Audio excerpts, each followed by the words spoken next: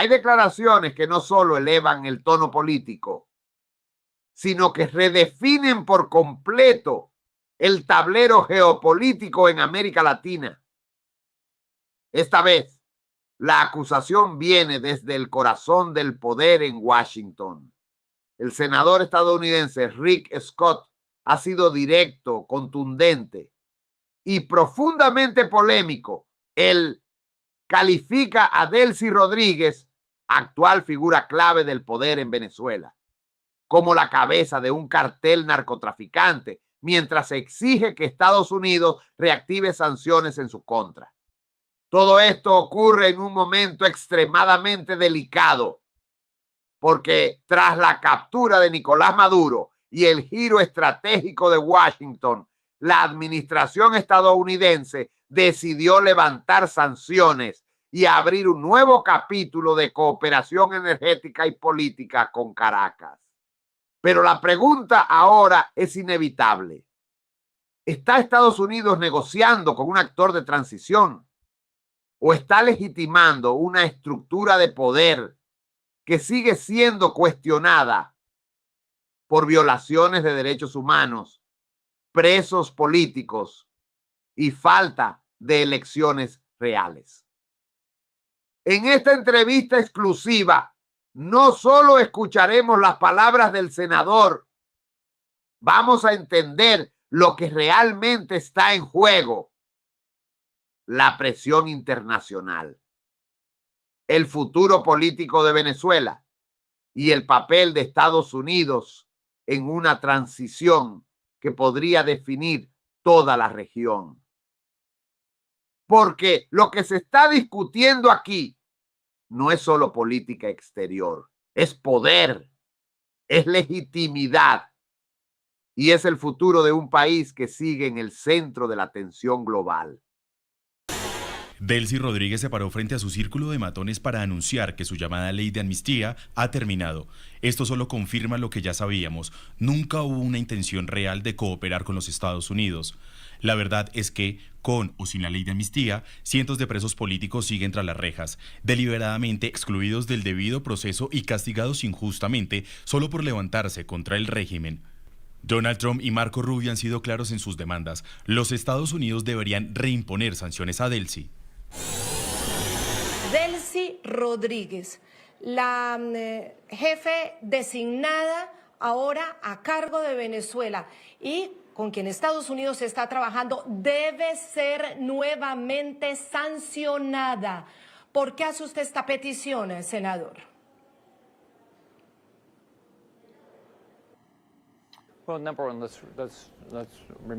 Bueno, recordemos que ella no fue elegida, ella es la cabeza de un cártel narcotraficante, fue la vicepresidenta de Maduro, ella no ha hecho lo que debería haber estado haciendo, los prisioneros políticos no han sido liberados, hay personas, muchos de ellos que no han sido liberados, todos tienen que ser liberados, todavía hay presión. Así que si ella quiere continuar, tiene que cambiar.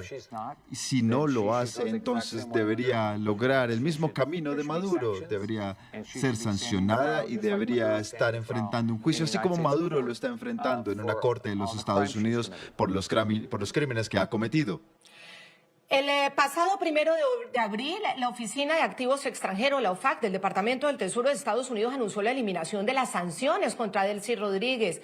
Y bueno, este anuncio, este levantamiento de sanciones, con ello revocó el bloqueo también de los activos de Delcy que permanecieron bajo jurisdicción de Estados Unidos, permitiendo desde esa fecha que ciudadanos y entidades americanas realicen transacciones financieras con Delcy Rodríguez sin las restricciones previamente impuestas por las órdenes ejecutivas que había.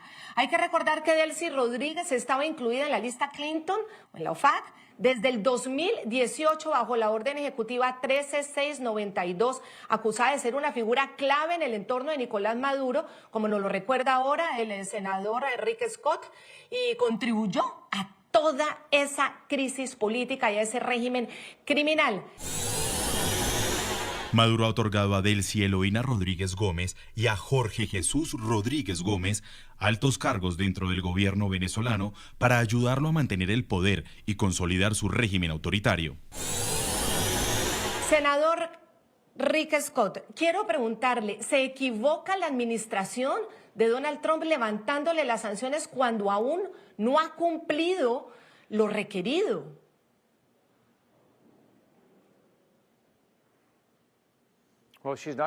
Bueno, no está haciendo su trabajo ella. Ella no está liberando a los prisioneros políticos, por supuesto, y no ha hecho llamados para una elección general. Todas estas cosas. Lo que tiene que suceder es que libere a los presos políticos, detenga la opresión y, por supuesto, haga un llamado a elecciones, convoque elecciones. Los venezolanos saben que su presidenta no es Delcy Rodríguez ni los Estados Unidos. Será quien escoja a la gente de Venezuela.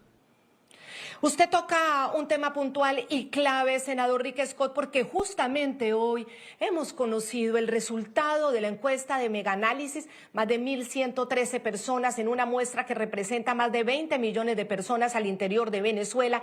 Y en esa encuesta dicen los venezolanos preguntados, en una gran mayoría, más del 87%, que la solución de Venezuela pasa necesariamente por elecciones, senador, elecciones este mismo año. En una hipotética segunda vuelta electoral, solo entre María Corina Machado y Delcy Rodríguez, solo entre ellas dos, ¿cuál de las siguientes opciones definiría mejor su voto? Pregunta cerrada, selección simple. Por ninguna de las dos, 8.89%. No sabe, no responde, indeciso, 1.80%. Se inclina por Delcy, 0.54%. Se inclina por María Corina Machado, 3.23%. Probablemente votaría por Delcy, 2.34%. Probablemente votaría por María Corina Machado, 5.12%. Definitivamente votaría por Delcy, 2.07%. Definitivamente votaría por María Corina Machado, 76.01%. ¿Cuál es la exigencia suya para que eso suceda, para que las elecciones realmente se den en Venezuela y Estados Unidos pueda trabajar con quien legítimamente gane esas elecciones?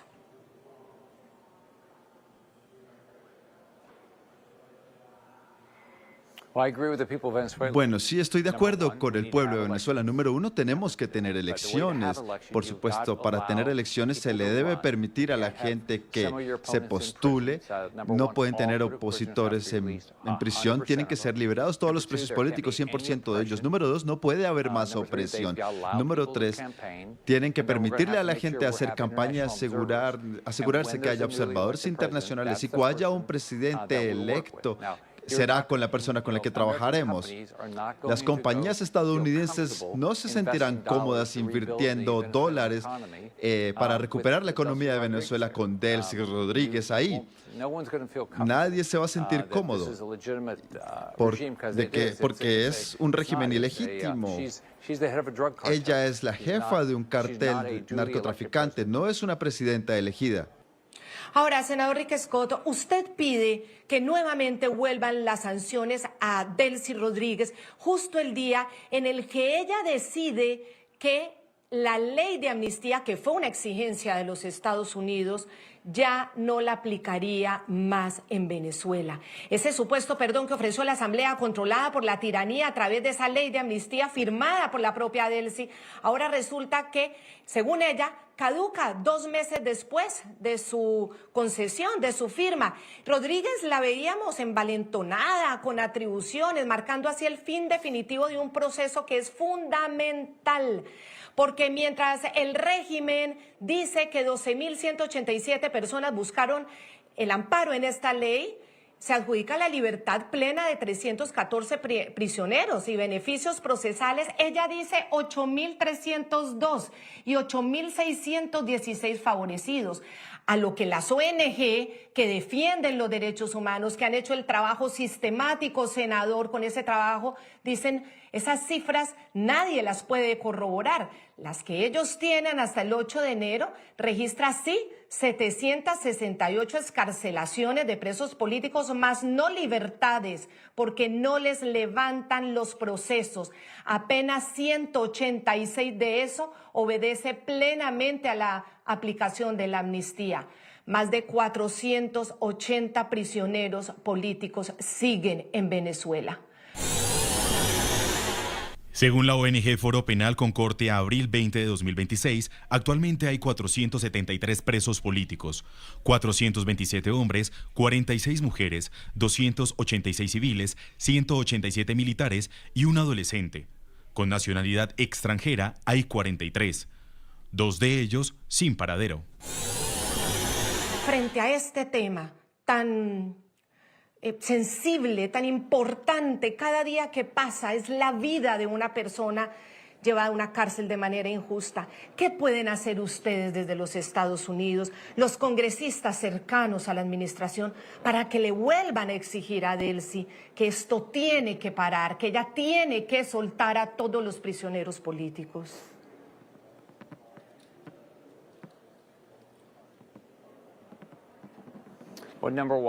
Bueno, número uno, tenemos que ser muy vocales, tenemos que alzar la voz, tenemos que ser honestos. Ella no está haciendo el trabajo que se le dijo que hiciera, no está deteniendo la opresión, no está llamando a nuevas elecciones. Así que lo que esperábamos cuando Maduro fuese arrestado no está sucediendo. Tenemos que vivir en la realidad.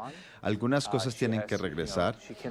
Ella no puede tener acceso a ninguna clase de fondos y la única forma en la que tendremos elecciones ahí es que Delcy Rodríguez se dé cuenta que los Estados Unidos son claves de que esto sucederá y esperamos que no haya presos políticos, que haya elecciones y que no haya opresión.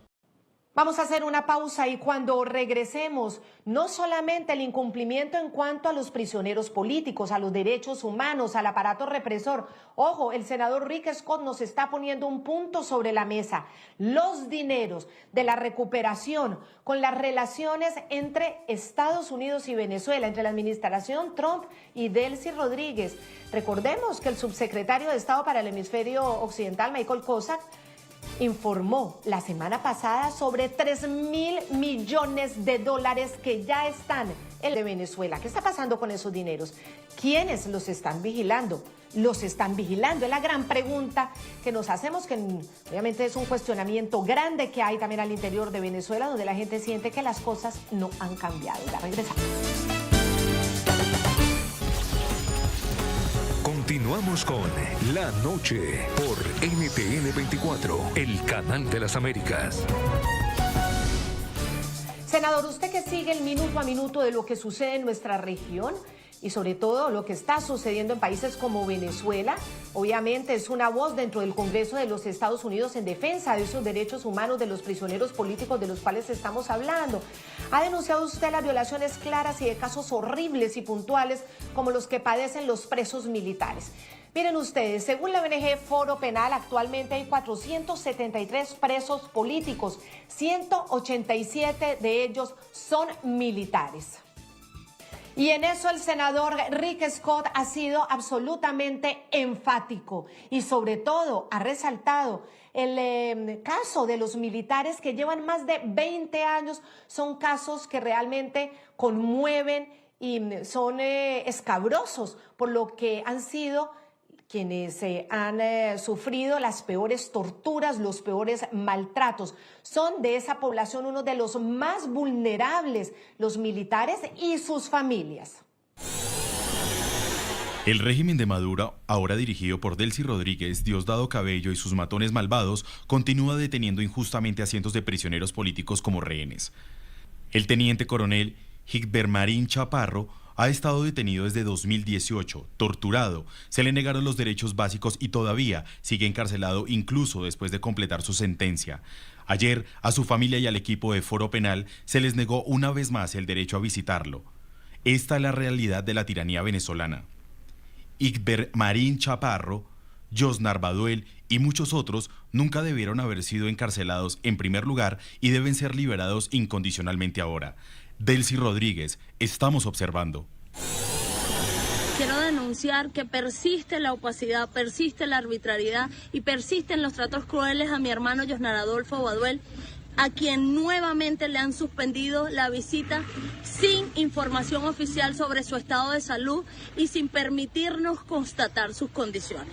Quiero reiterar que el Rodeo 1 es un centro de tortura y que la última vez que vimos con vida a mi hermano fue el 4 de abril. El 8 de abril se comenzaron a suscitar hechos de violencia por parte de los custodios y del director de esta cárcel y hoy sigo sin tener respuesta oportuna sobre la vida de mi hermano. La única información que tenemos es la que a gritos han proferido los presos políticos y mi propio hermano, que denunció la semana pasada que intentaron asesinarlo como asesinaron a mi padre. Hoy más que nunca exijo una vida, una fe de vida para él y exijo el cese de la crueldad y de las violaciones sistemáticas a sus derechos humanos.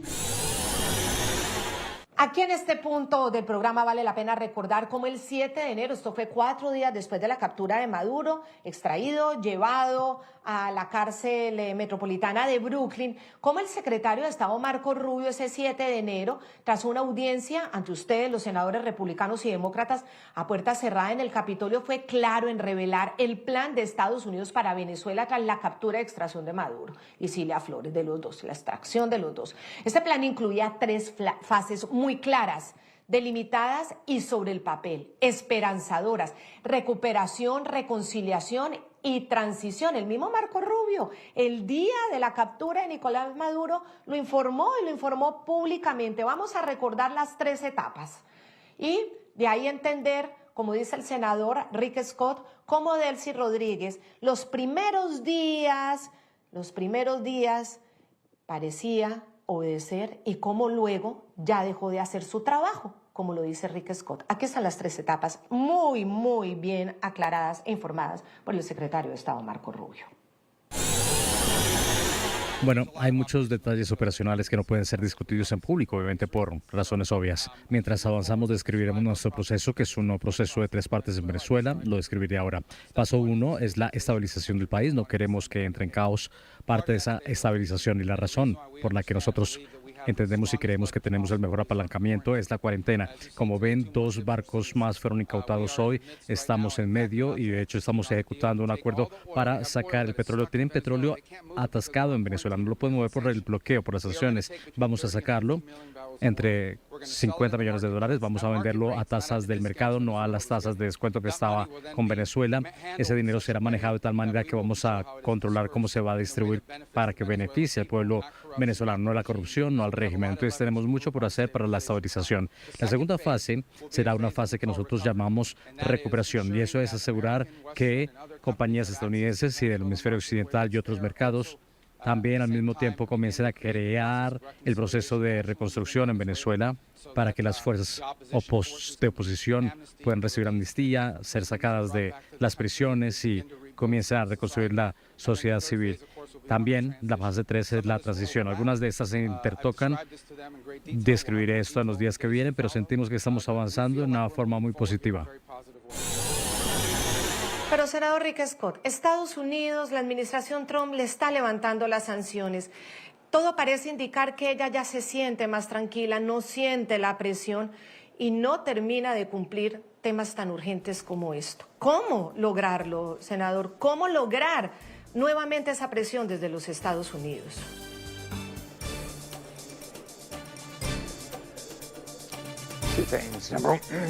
Dos cosas. Número 1, tenemos que reimponer las sanciones. Número 2, ella no puede tener acceso a ninguna clase de dólares.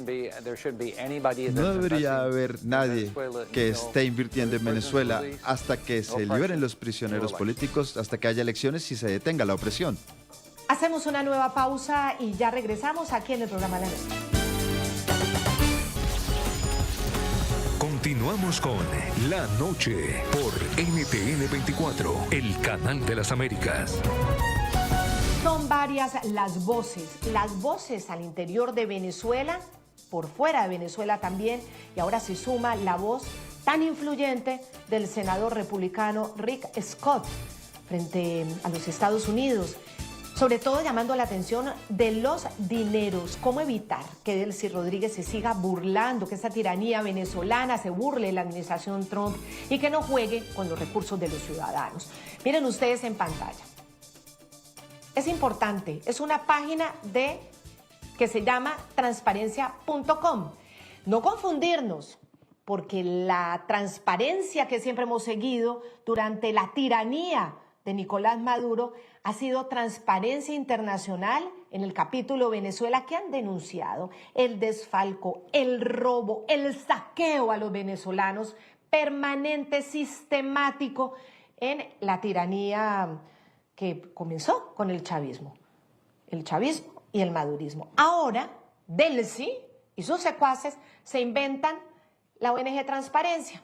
Acá solamente aparece que ha ingresado la suma de $300 millones, fíjense ustedes, y que ha egresado la misma suma. Eso sí, no discriminan hacia dónde y cómo fueron destinados esos ingresos económicos, y fue lo que la misma Delcy Rodríguez en su momento reconoció. Ustedes lo recordarán, ya nos llegaron 300 millones. Escúchenla.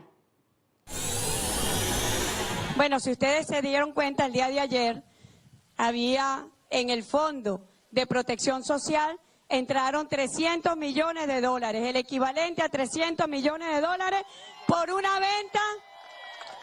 venta extraordinaria que hicimos de Filoy para poder garantizar que se diera un incremento en el ingreso de los trabajadores, que también lo vieron reflejado en el pago del Sistema Patria.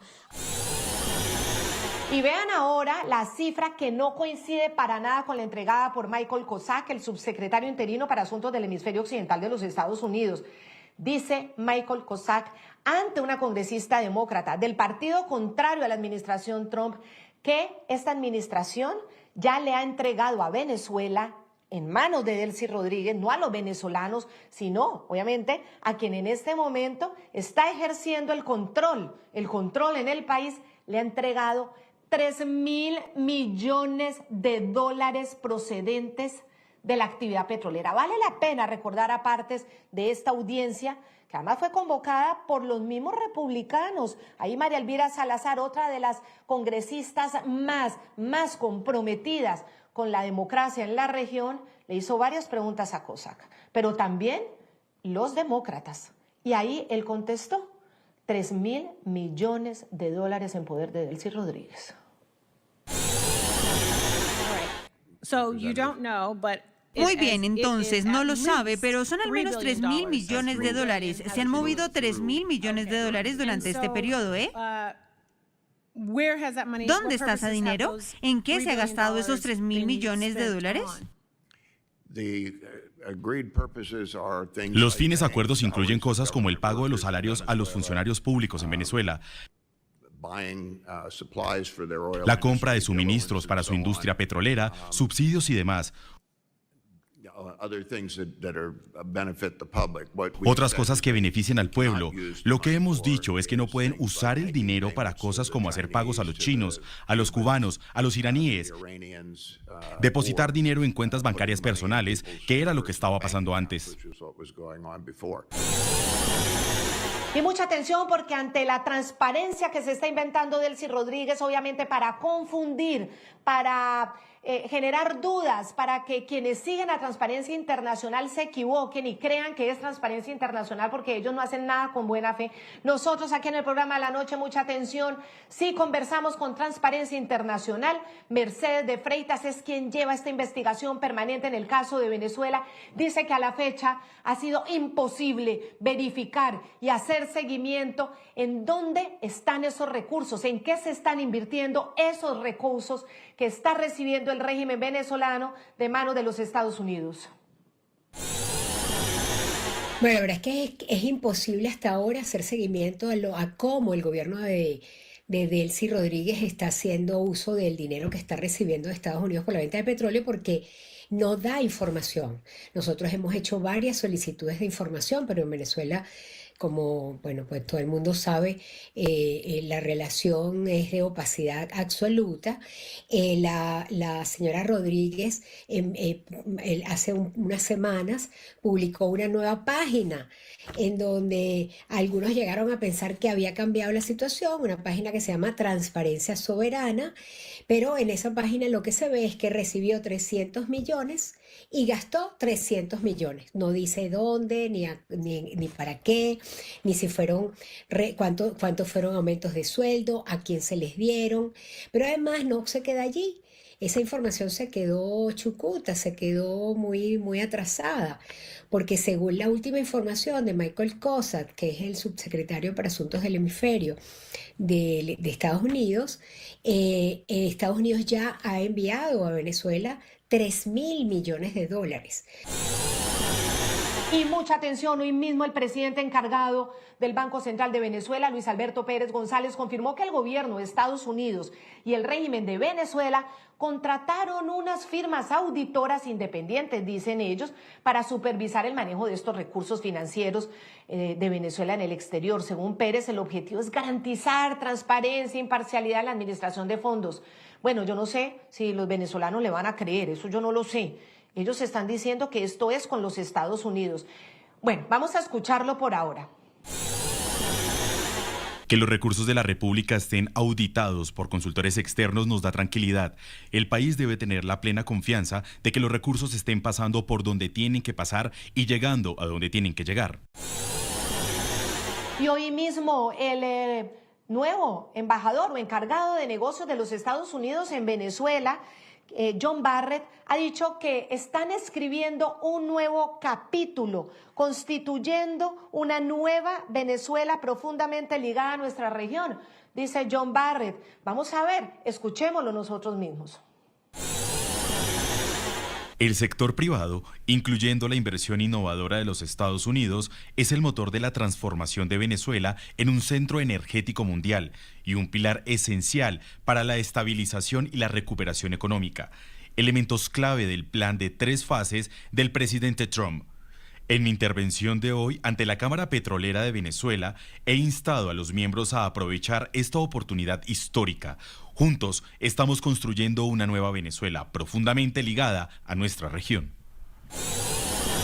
Pues resulta que ahora, bajo el amparo de la OFAC, el dinero que debería destinarse a hospitales o alimentos para mitigar la emergencia humanitaria será desviado a los bolsillos de prestigiosos y multimillonarios bufetes de abogados en Nueva York.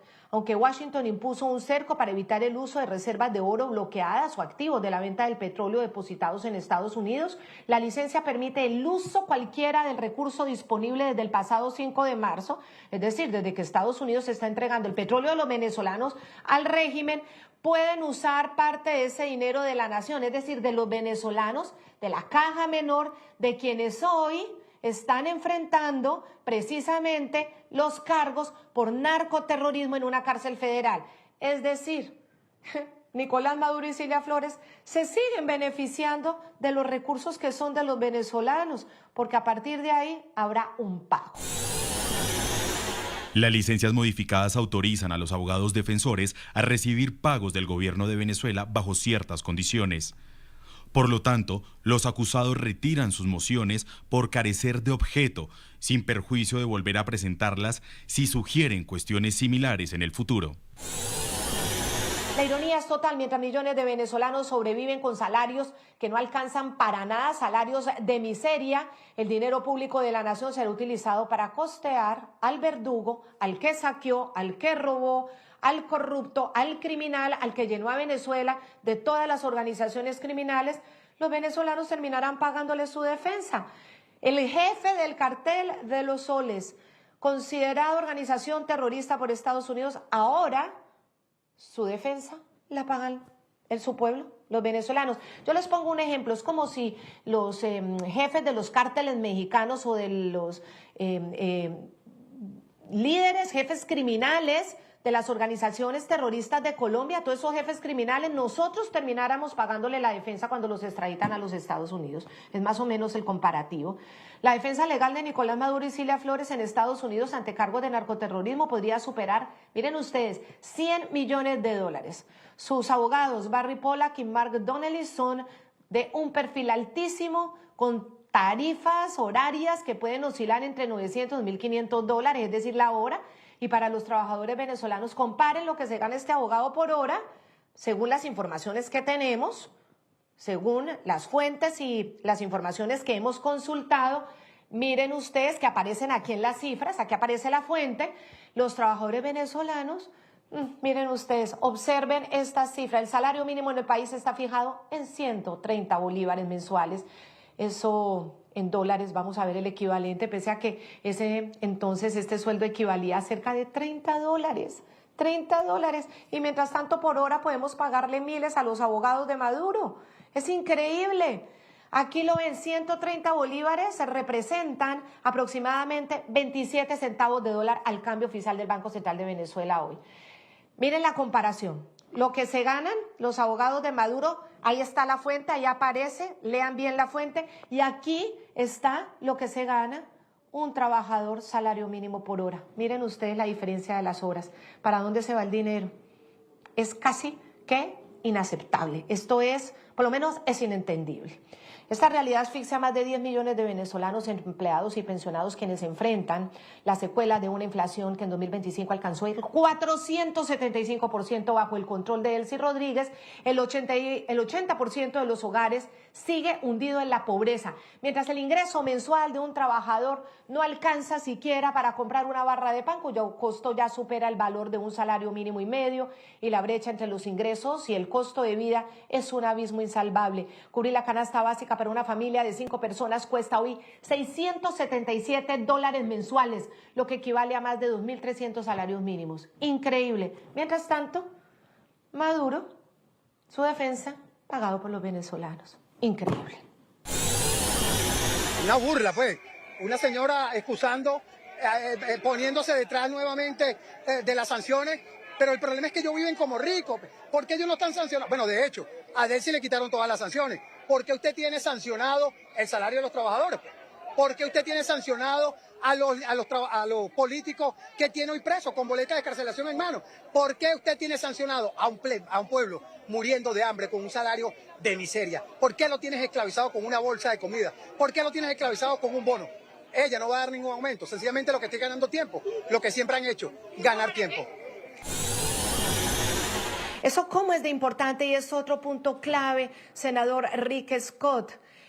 La pregunta es, hay una serie de dineros ya en poder del régimen, en poder de Delcy Rodríguez, en su Banco Central de Venezuela. Ella lo sigue administrando. Y según el subsecretario del hemisferio, Michael Cossack, quien estuvo en una audiencia ante congresistas de su partido, él dijo que ya Estados Unidos le ha proporcionado $3.000 millones a las cuentas del Banco Central de Venezuela.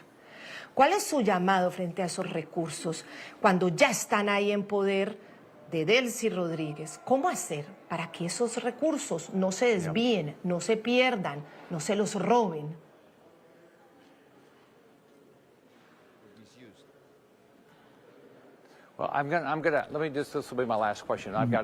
Mire, tengo que retomar mi respuesta. Tenemos que ser muy claros.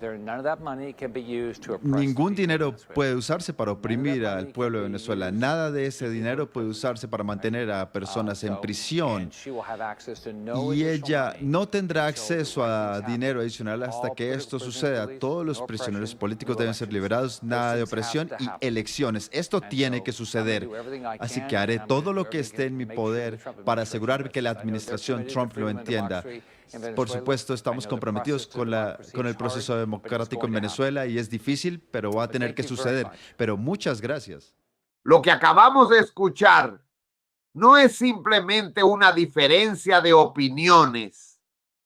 Es una señal clara de que dentro de Estados Unidos existe una fractura estratégica sobre cómo manejar el poder en Venezuela. Por un lado, una administración que ha optado por abrir canales, levantar sanciones y apostar por una transición controlada. Por el otro, voces como la del senador Rick Scott, que advierten que esa apertura podría estar fortaleciendo, en lugar de debilitar, una estructura que sigue siendo acusada de represión, opacidad y control absoluto del sistema político.